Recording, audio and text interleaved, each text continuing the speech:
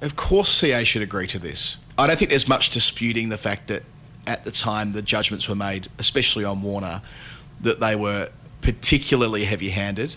And maybe they needed to be to satisfy the public demand at the time. But do we really need to sort of maintain this position nearly 5 years after sandpaper that Warner should be banned for life from captaining teams, even though he's now 36, and what that could do for the competition?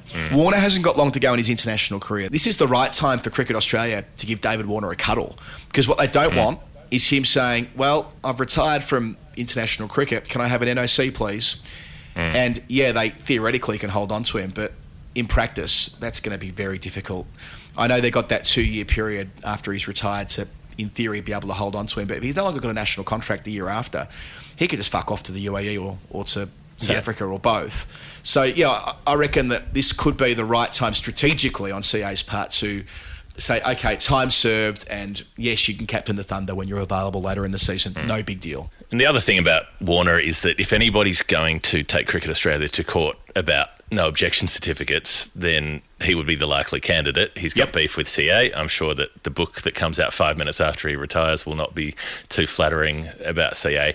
And if they try to say to him, you've retired from international cricket, but we're going to block you from 12 months of playing franchise cricket overseas because we want you to play the Big Bash, then he would be the kind to immediately fight that. And I'm pretty sure that whoever does eventually take that to court will win under a restraint of trade interpretation, because if they're a retired player, then it is an unreasonable and sort of overly onerous kind of authority that CA notionally has and that national boards notionally have over recently retired players. So nobody's let the genie out of the bottle yet, but I don't think it would be too hard to do so.